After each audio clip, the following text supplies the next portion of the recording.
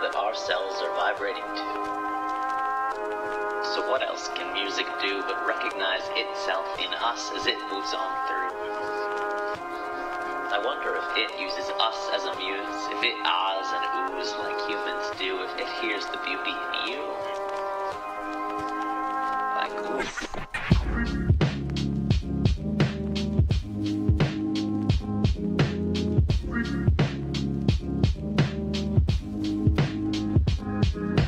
You feel that?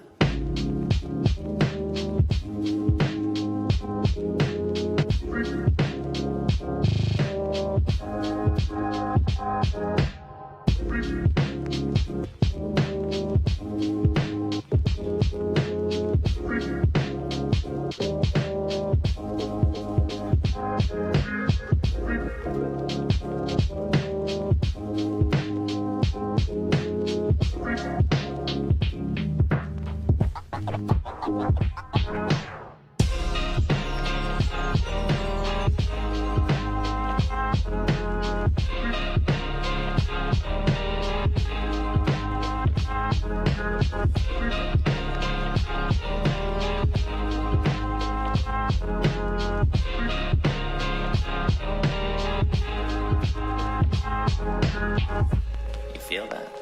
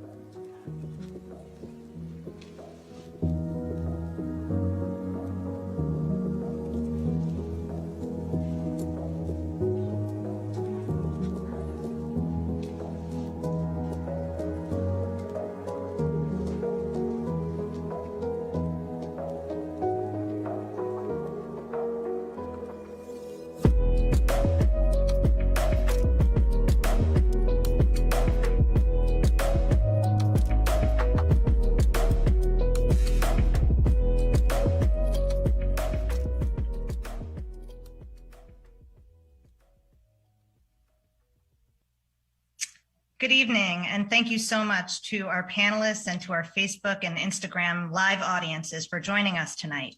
My name is Rebecca Brown. I'm the Director of Policy at the Innocence Project, and I'm joined by an esteemed panel to discuss a new reform effort related to one of the leading causes of wrongful conviction, namely false confessions. There are many contributing factors to false confessions, and a prominent element, the use of deception by law enforcement during the course of custodial interrogations, has been a common feature of interrogations resulting in wrongful conviction. As we begin the conversation, please ask any questions in the comments and we'll try to answer them at the end. You are a huge part of our team and we can't do this work without you and without your support. So please text FREEDOM to 97016 to join our team of advocates for justice and help us to pass these reforms around the country. Here to shed light on the false confession phenomenon are two exonerated men who were also change agents and advocates for the reforms that we're going to be discussing tonight. Both were tragically only 17 years old when they confessed to crimes they did not commit. Marty Tankleff spent 17 years behind bars for the murder of his parents in Long Island, New York. Terrell Swift spent 14 years behind bars or nearly 15 for a rape murder in Illinois, along with his three co-defendants who were known as the Englewood Four. All of his co-defendants had also falsely confessed. We're also joined by Professor Laura Nyrider, co-director of the Center on Wrongful Conviction, who represented Mr. Swift and who specializes in false confessions. And finally, we're so pleased that the lawmakers who were successful in passing laws in the state of Illinois and in Oregon, the first in the nation to pass police deception or to ban police deception during custodial interrogations, are with us tonight. From the state of Illinois, we're joined by Senator Robert Peters, and from Oregon, Senator Chris Gorsuch. False confessions are prevalent in 12% of the nearly 2,900 exonerations that have been revealed in the United States since 1989, numbering more than 350. And while it might be a counterintuitive phenomenon to most, we hope tonight can help to demystify how false confessions happen.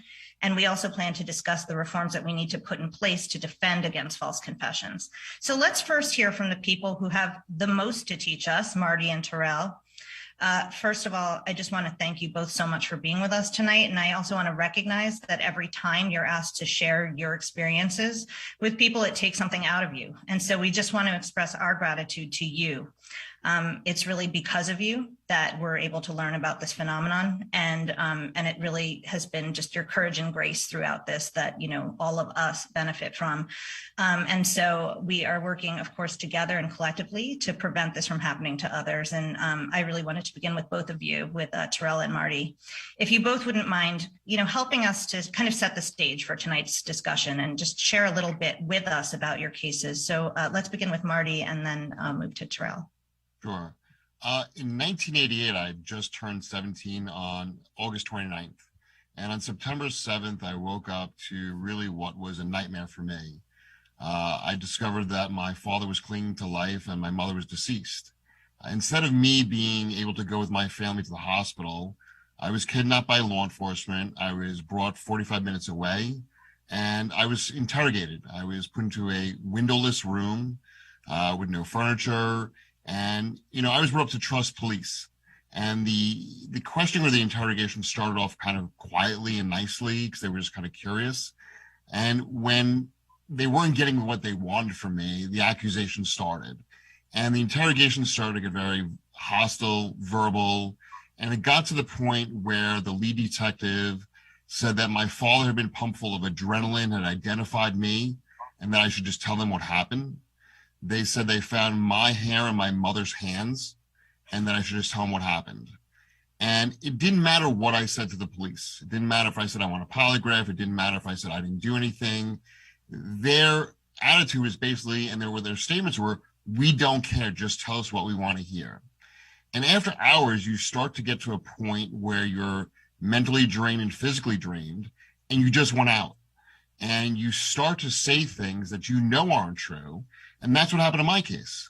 And, you know, there were statements that were made in the interrogation room, but I've always said that, you know, had law enforcement utilized the technology that they had, which they had recording equipment, it never would have been a he said, she said. Because what was interesting about it is that the minute I got out of the confines of the interrogation room and I spoke to a family member, I immediately said, they made me say things that I didn't do. And Suffolk County actually had a policy and procedure back in 1988.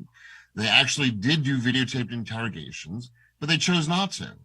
And the tragedy of this is that, I've said this time and time again, if interrogations, we're talking about the entire interrogation, when the first question was electronically recorded, so many innocent lives would be saved.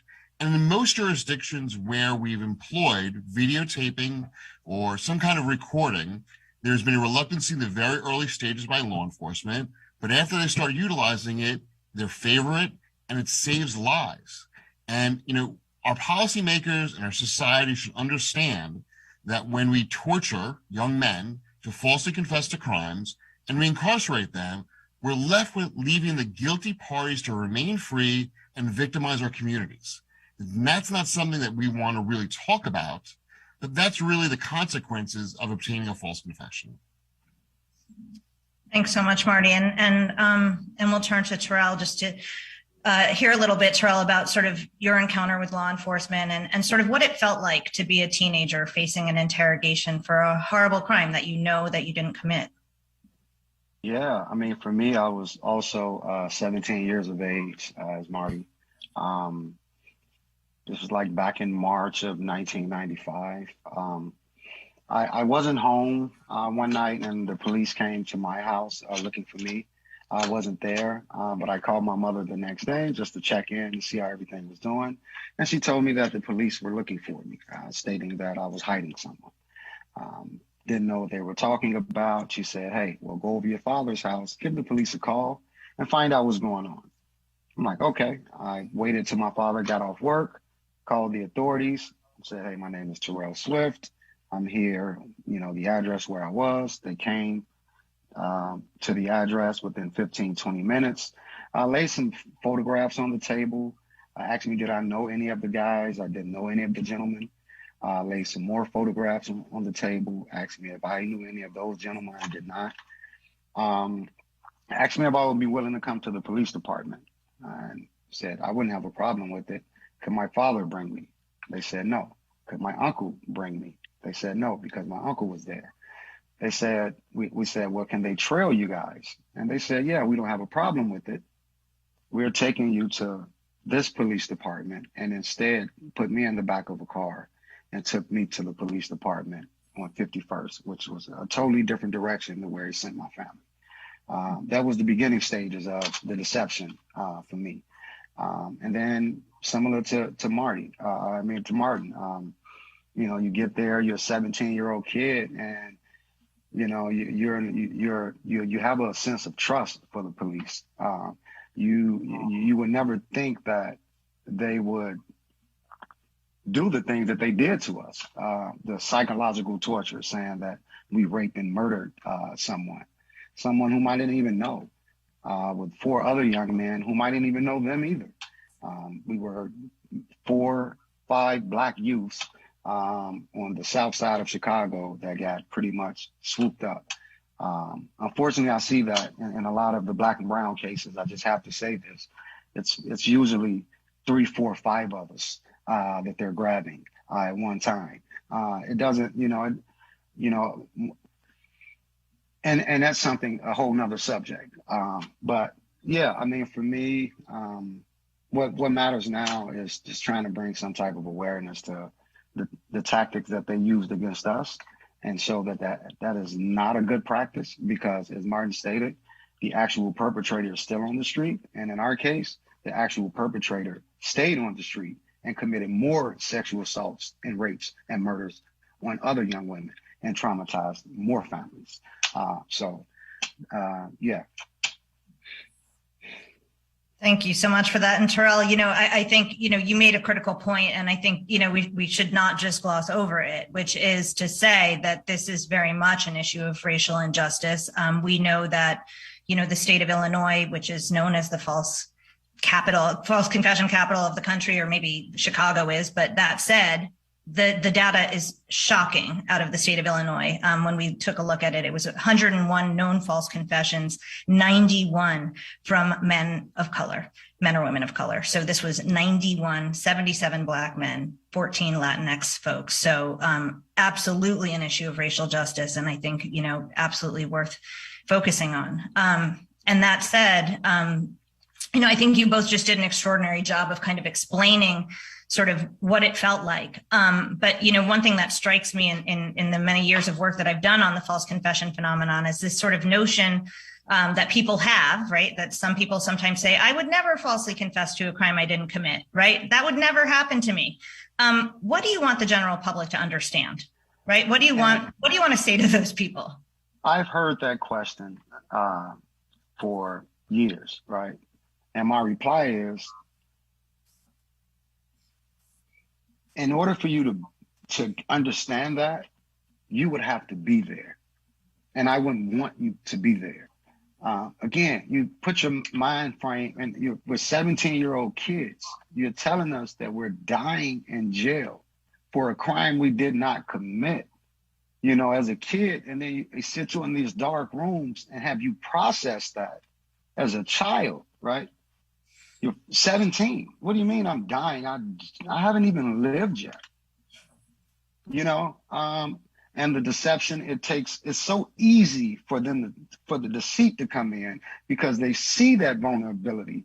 And then another guy comes in, hey, I believe you. And it's that simple. But to understand, to fully grasp the weight of that, you would have to be there. And I wouldn't want that on anyone.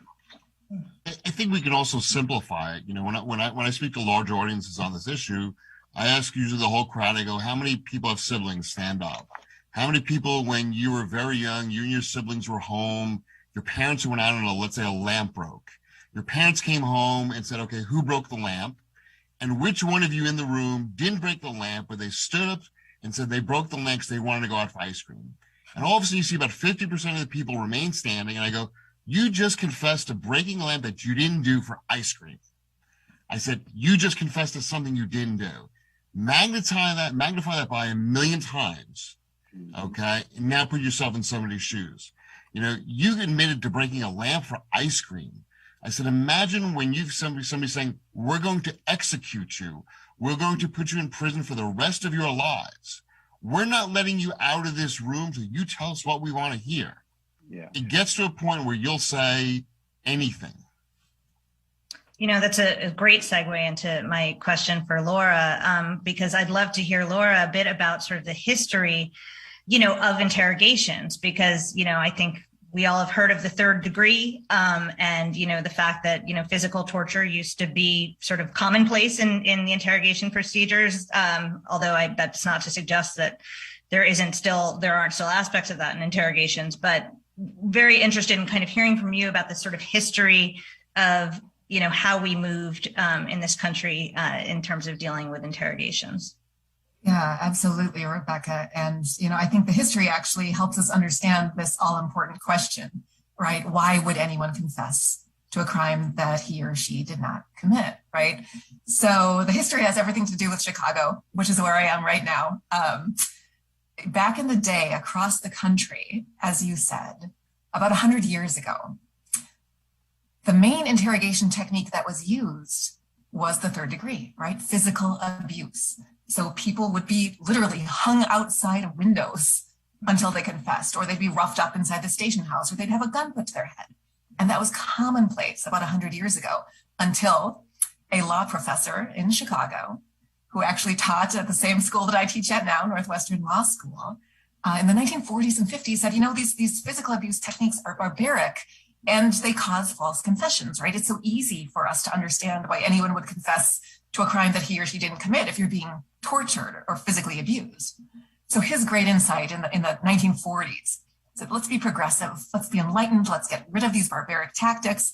Instead, let's develop a set of psychological techniques that will replace physical abuse, right? That's the big insight from the 1940s here in Chicago, right? And at the time, yeah, it was very progressive, very enlightened. Those techniques, that set of psychological techniques that were developed here almost 75 years ago, are still in use today around the country, in all 50 states, right? In fact, I guarantee, as we're sitting here today, I guarantee someone is being interrogated right now using these techniques, and they're the techniques that we heard Martin and Terrell describe, right? The way psychological interrogation works, it's a two-stage process.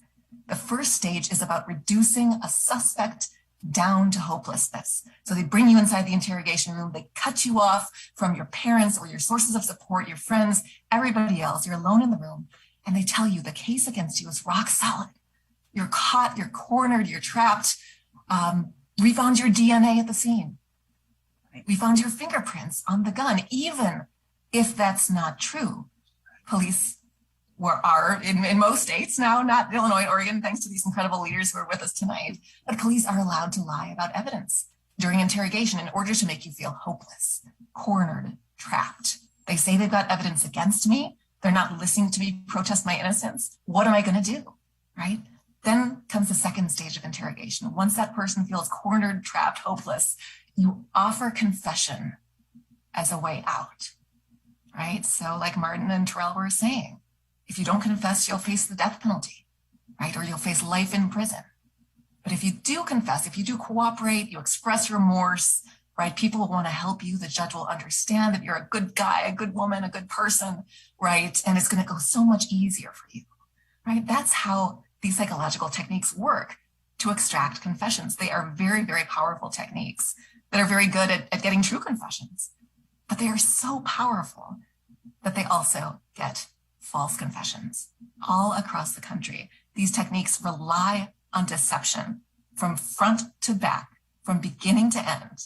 And that deception is now identified as a huge risk factor for false confessions, the same way that physical abuse was back in the day.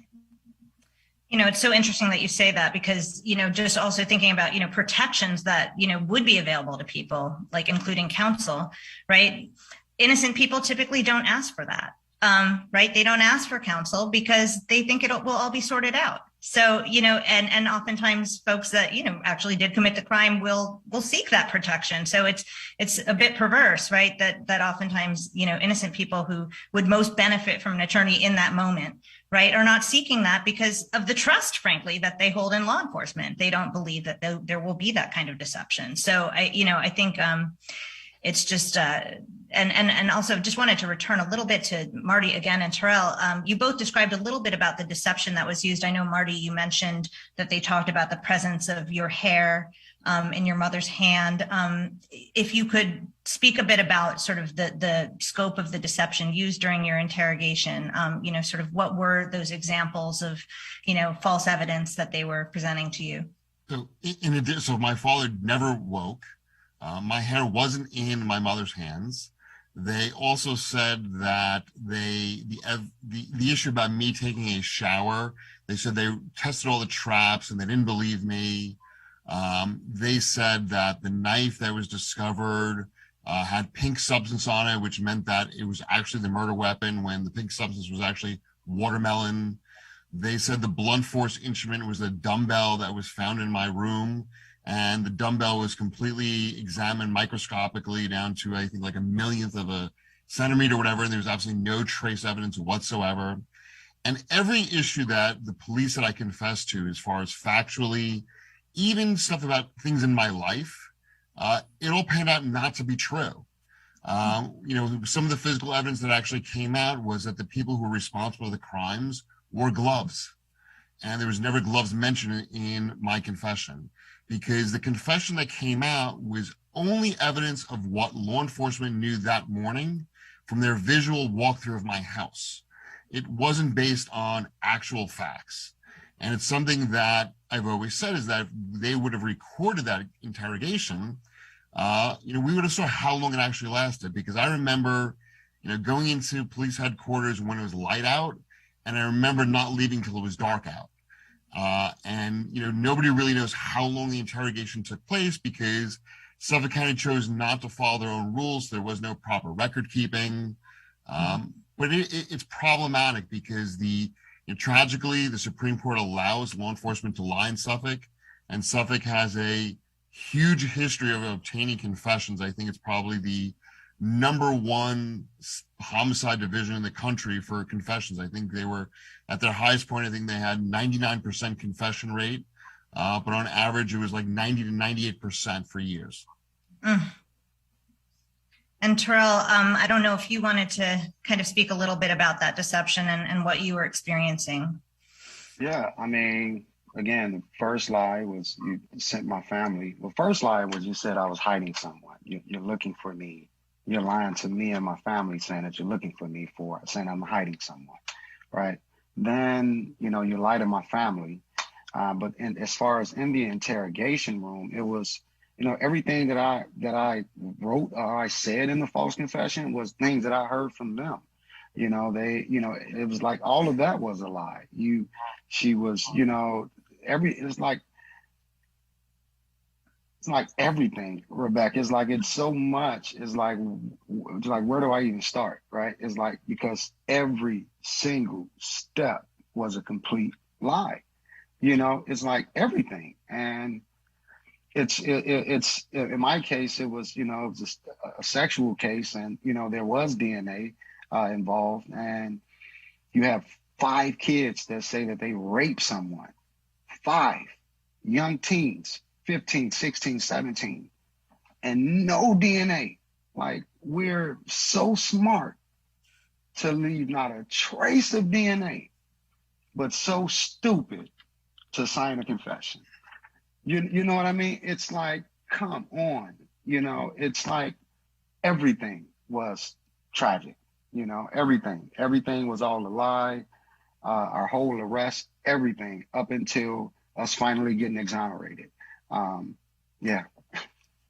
You know, it's extraordinary because, you know, as you're describing this to me, right? I mean, it's so clear, right? That, and just as you're talking about this, right? We're talking about like pretty unreliable confessions at this point, right? As you said, that you would produce no physical evidence with 5 people, right? And so, you know, it brings me to my next question to Laura, right? Which is really, you know, do courts consider the reliability of confession evidence before they let it in and let fact finders like judges and juries hear it? Do they consider that? Right. So misconception number 1 is that no one would confess to a crime that he or she didn't commit. And misconception number 2 is that if that were to happen, a court would handle it and would throw out that confession. But that isn't how that works, right? So when any of us are inside the interrogation room, the protections that we all as Americans have come from the 5th Amendment to the US Constitution, right? Everybody's heard of the 5th Amendment. You take the stand in court, you don't want to incriminate yourself, so you plead the 5th, right? The 5th Amendment gives us all the protection to not be forced to incriminate ourselves. We can't be forced to confess. But that's the only protection that that amendment gives us, right? It doesn't protect us against confessing falsely. It only protects us from being forced to confess, whether that confession is true or false, which is why when you hear arguments in court or maybe on TV about confessions, the argument always is, well, this person was coerced into confessing, right? This confession was involuntary, right, against somebody's will. Those are the only arguments that courts are allowed to consider when they're deciding whether to admit a confession. So Terrell's case is a great example.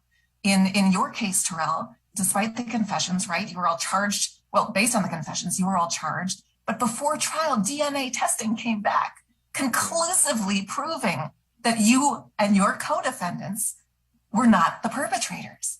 Yeah. That's a classic example of the kind of evidence that courts are not allowed to consider when deciding whether or not to admit a confession. That's why reforms like what we're talking about today are so crucial, because they refocus the discussion on reliability.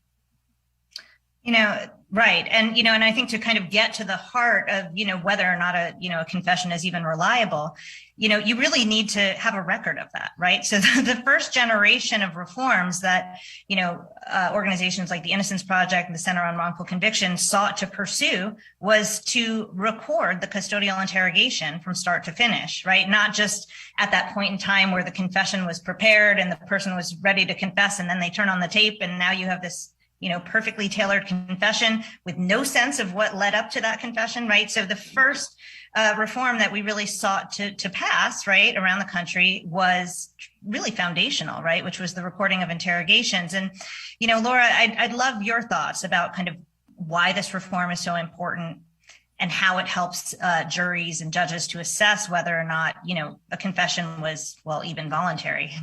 Sure. Well, it goes back to the history, right? So in the 40s and 50s, you know, we came up with these psychological techniques that are still in use today. And for decades, we went along and said, isn't that great? We fixed the problem of false confessions, right? Because we don't use the 3rd degree widely any longer.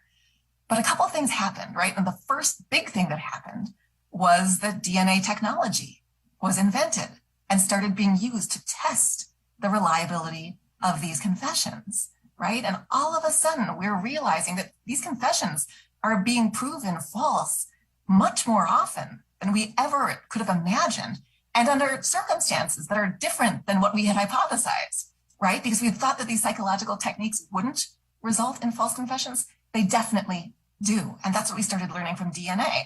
So then, thanks to the leadership, like you say, of the Innocence Project, the Center on Wrongful Convictions, organizations across the country, we started saying, well, look, if these confessions are being proven false, we need to know what's happening inside the interrogation room. We have to pull back that cloak of secrecy, open the door, let in the light, and figure out what's going on that's making this really counterintuitive thing happen, that's causing innocent people to confess to crimes they didn't commit.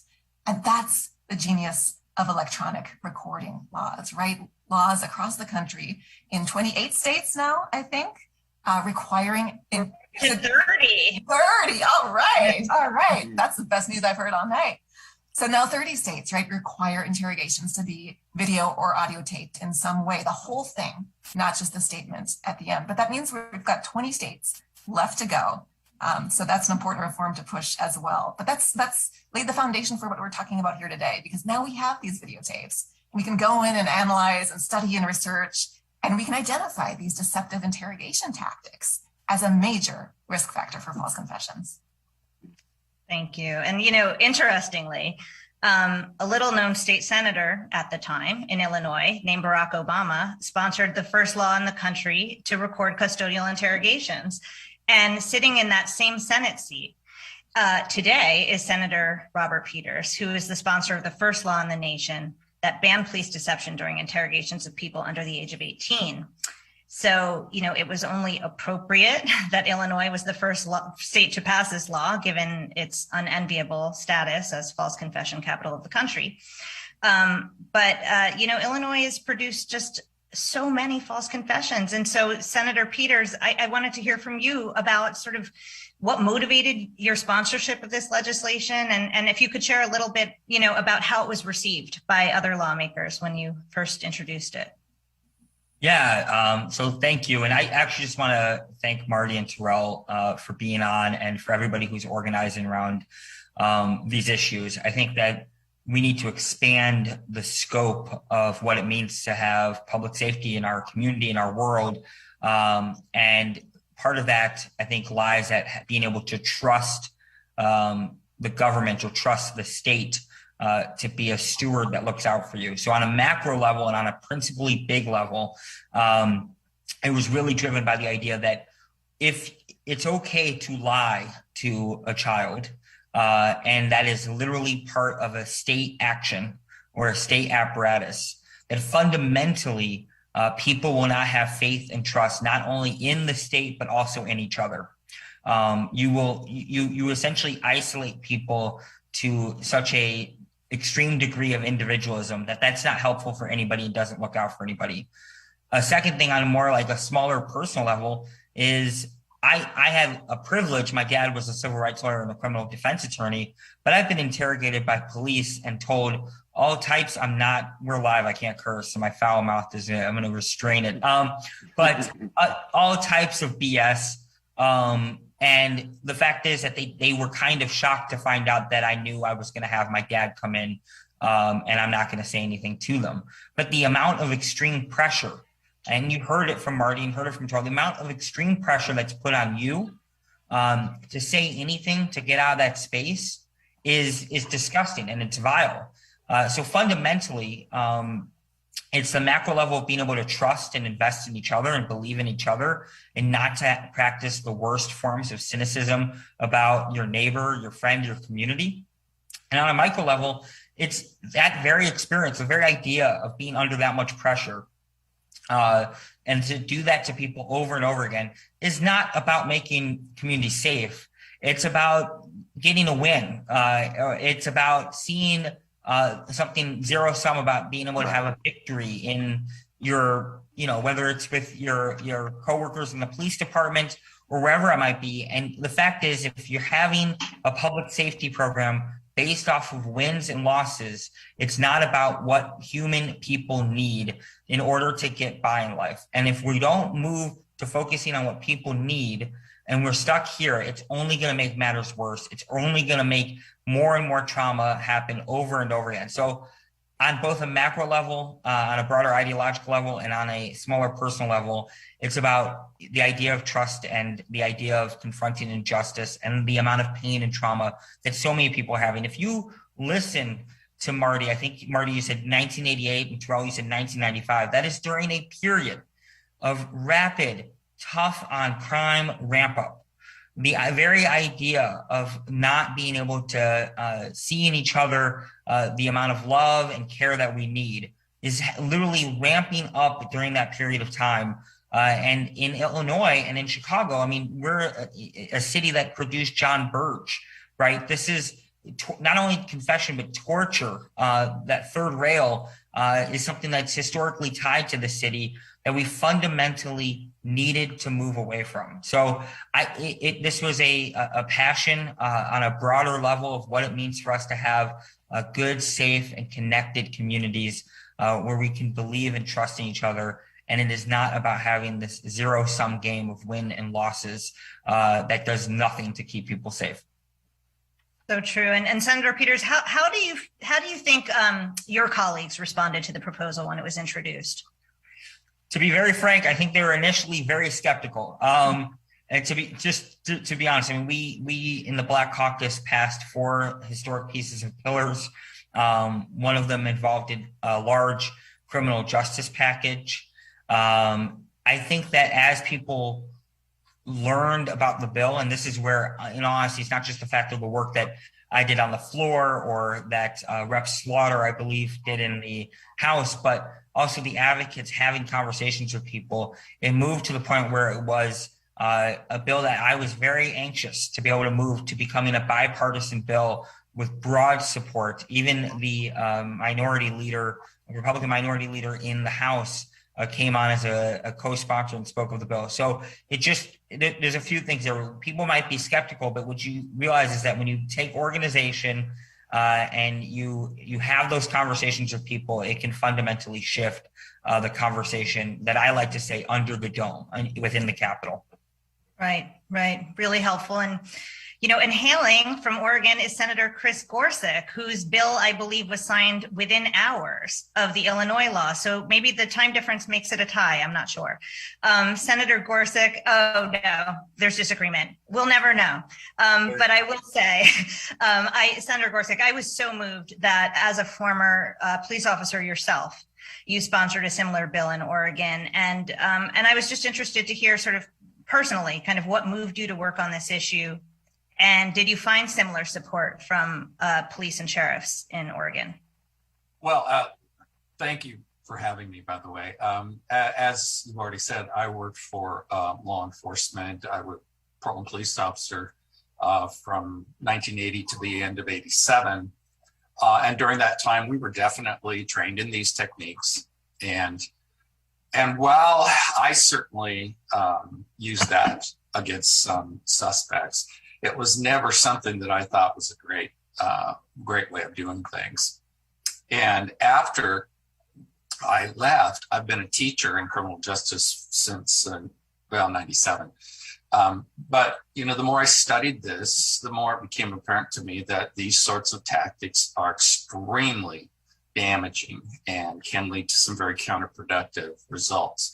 Now, what led me first we did it in 3 bills, actually, and Senator Peters was just talking, and you were just talking about the question of recording. We found, first off, that we weren't recording juvenile interrogations.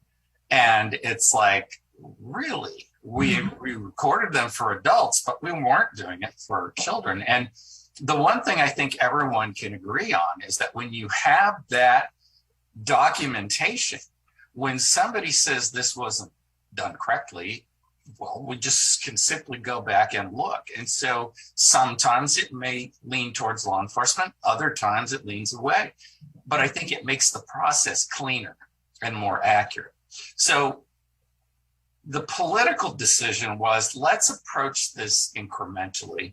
And Senator Peters, I'm sure you know too, when you try to bring a huge change forward, it can really be difficult, as we like to talk about the heavy lift.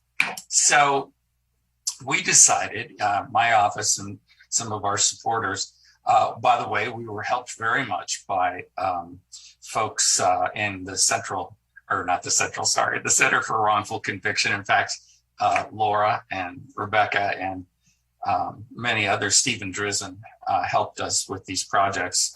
So the first thing we did was we approached it from, we want all kids that would, if they were an adult, have committed a felony to be, when they're interrogated, we want it documented. And what's really interesting is that the committee chair for Judiciary at the time actually tried to kill the bill. And he's like, nope, maybe you could try next session.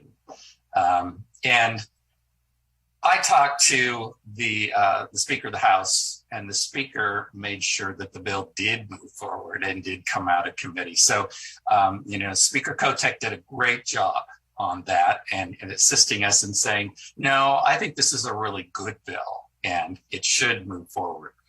And then we managed to pass it in the House and then in the Senate. So when that was completed, then it was like, okay, now in the next session, which was 2019. So we have every other year, we have the long session. So in 2019, we ran a bill that said, now if they were charged with what would be a misdemeanor, you have to record. And the idea is now, anytime a juvenile is interrogated, we will have that electronic documentation so that we know. Getting back to the question of data, for instance, you can't really fully evaluate things unless you have the data. And I don't know about Illinois, but the one thing that we heard opponents say over and over is, oh, those things don't happen in Oregon. It's like, well, we're like Disneyland. I mean, it's some sort of fantasy land where we would never have that happen in our state. But I think that's, it's my state and I don't believe these things happen. So we did that. And then this last session, we were able to once again move forward and again, with the help of many of you, we were able to basically get the bill passed that said, very much like in Illinois, sorry, but you don't get to deceive kids to get a confession.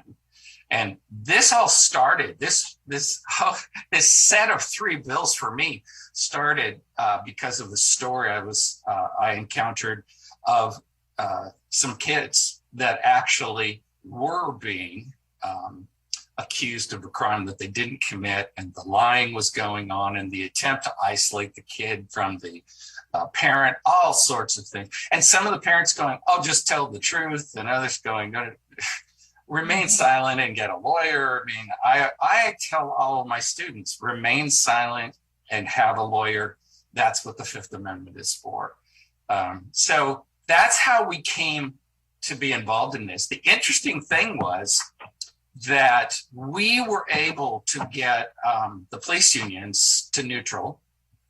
And Kevin Campbell, who is the lobbyist for the chiefs and sheriffs, really worked with us to get it to a point where the chiefs and sheriffs actually supported the bill.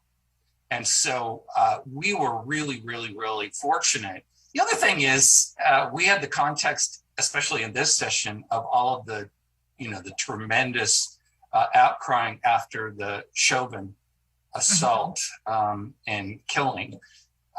That just a horrendous thing. And that really led to a lot of push in Oregon, and I'm sure in Illinois and other states, for police reform. So that was part of this too. And our, we have a People of Color Caucus. They were very helpful in helping to move this forward, because again, we know that a lot of times, not entirely, but a lot of times, it's kids of color that are getting sucked into this system. But the one thing I wanted to say is, going back to Marty and then Terrell, we know now that brain chemistry is such that the sophistication, the adult sophistication, really doesn't fully develop until you're about 25 years old. So to put a 17, 16, 15-year-old in that position and go, well, they look like adults, they must think like adults. It's not true. And we know that now. So that, I think it's incumbent upon us to say, wait a minute, we know that's not true.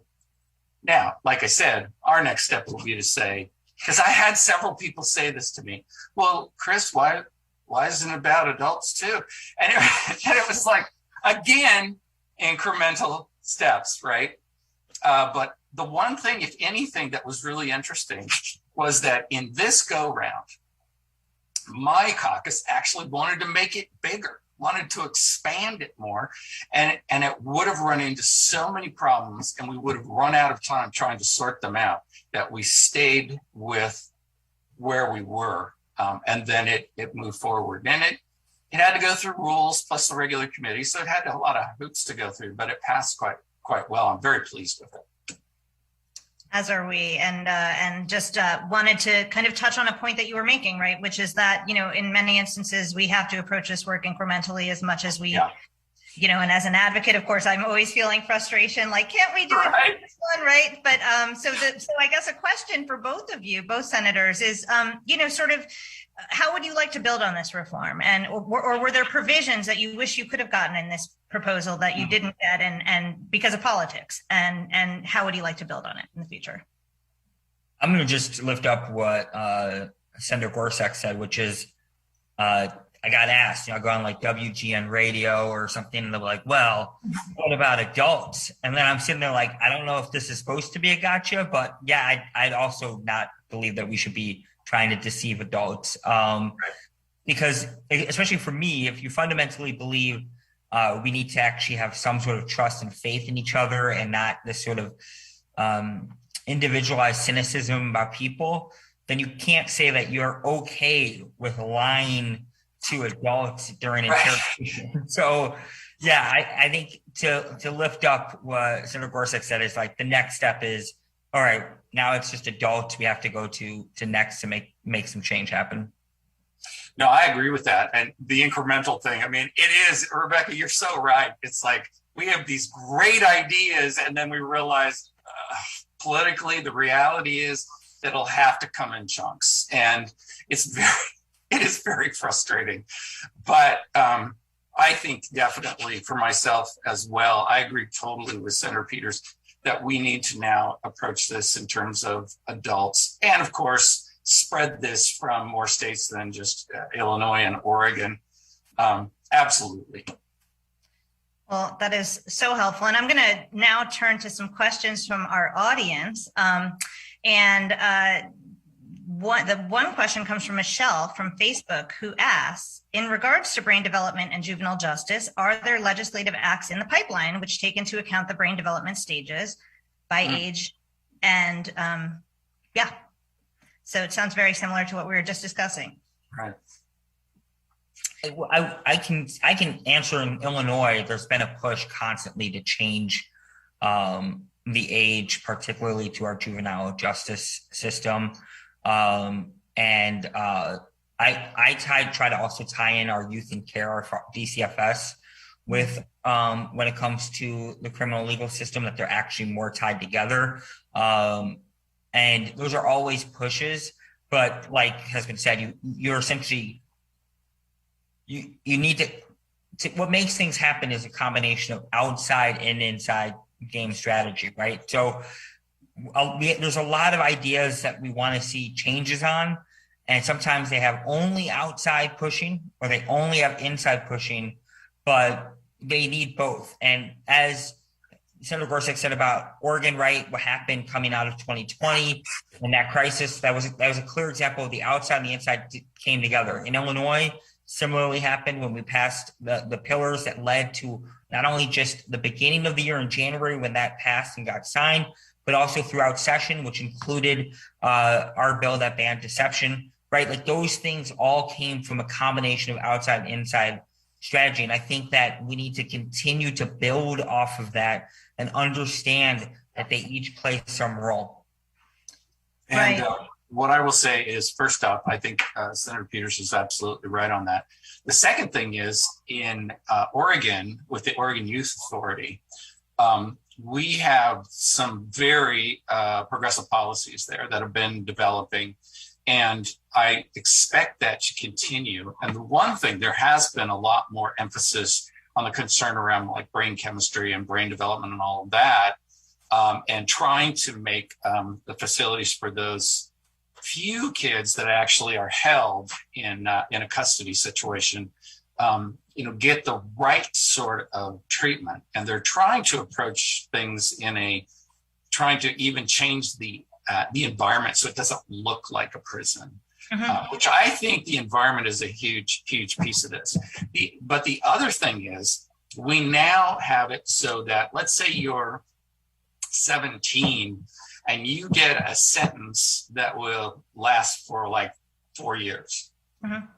what we now do is we keep the kid in the juvenile system, even though they pass 18, and we don't transfer people over to the Department of Corrections for adults until they turn 25, because there's a concern about the psychological impacts of that and that they can get better treatment on the juvenile side. Right, that's really helpful. And Laura, this is a question for you. Before I get to that, though, I do want to just note for folks that Terrell had to catch a flight, so I didn't want folks to be concerned. And we are so grateful to him for joining us for the short time that he could. So just wanted to note that. But a question for you, Laura, which is, how long can interrogators question a minor? Is there a limit? I've heard of interrogations that last for over 16 hours. So thanks to Albert for that question. Yeah, thanks very much for that question. And I think I'm seeing a lot of comments out there. And by the way, I just want to shout you all out, all the people here in support of my client, Brendan Dassey. Thank you for being here. Thank you for being here. And thank you for fighting him as we are continuing to do.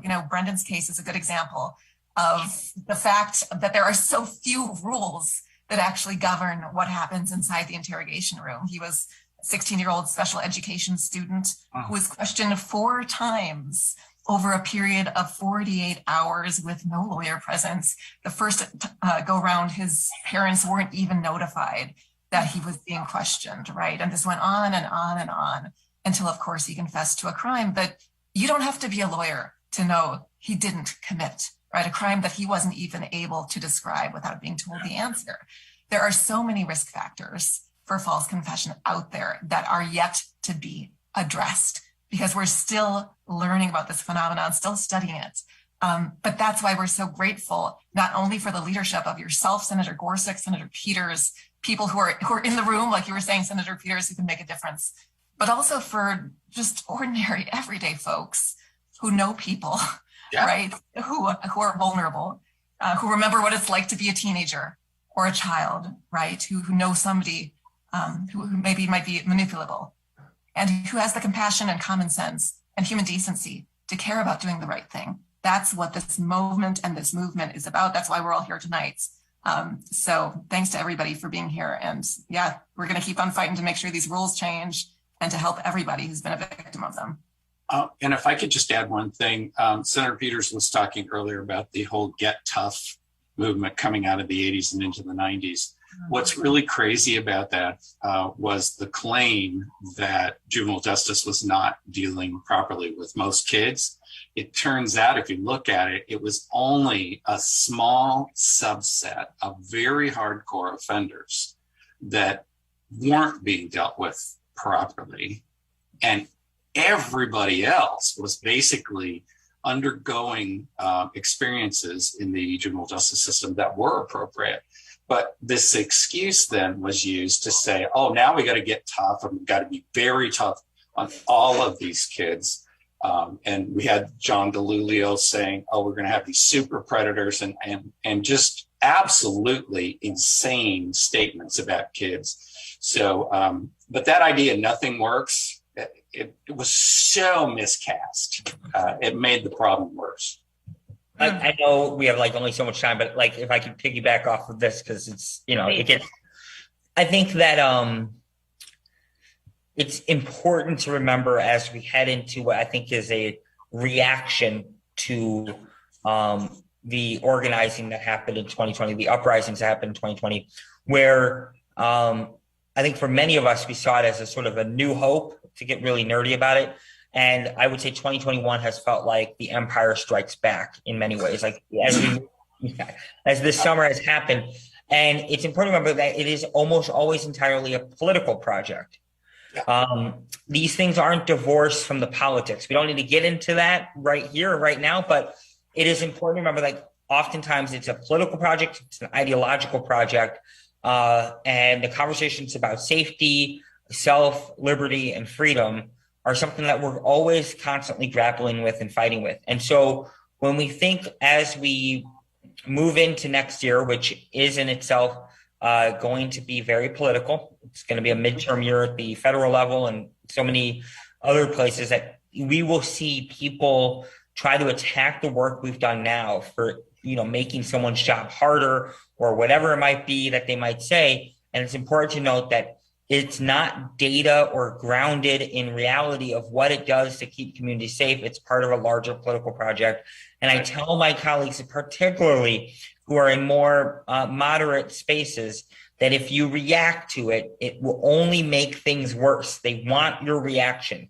If you hold back from reacting and you put your narrative out there, you can, somewhat inoculate yourself from what they want from you. It's like a bully. They want to keep picking on you, and the more you react, the more they're going to keep going.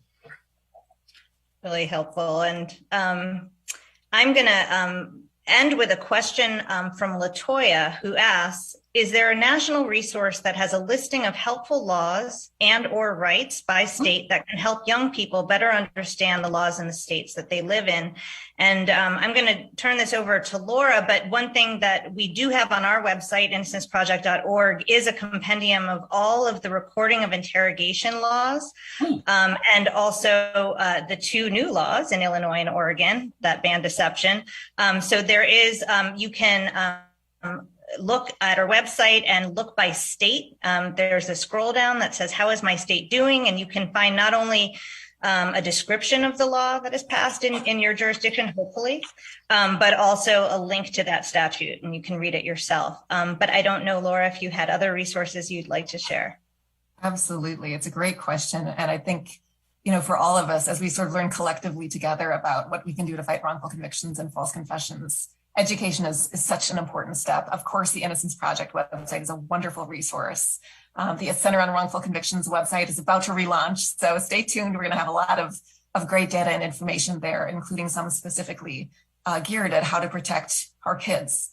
And the National Association of Criminal Defense Lawyers also has a wonderful website full of maps. So you can, if you're from the US, you can click on your state and find out what the state of play is in your affair, and what the state of affairs in play is in your state, so that you can get going in organizing and around your own community, right? Use that education that you've undertaken, right to your local policymakers, write letters to the editor, talk to your neighbors, talk to the parents of your kids at school, talk to everybody you can about the need to make change. Post on social media, post on Facebook, post on Instagram, get involved with events like this, get politically active in your community, because it's together we are going to make these changes that will protect kids, that will protect adults, that will protect all of us from wrongful convictions.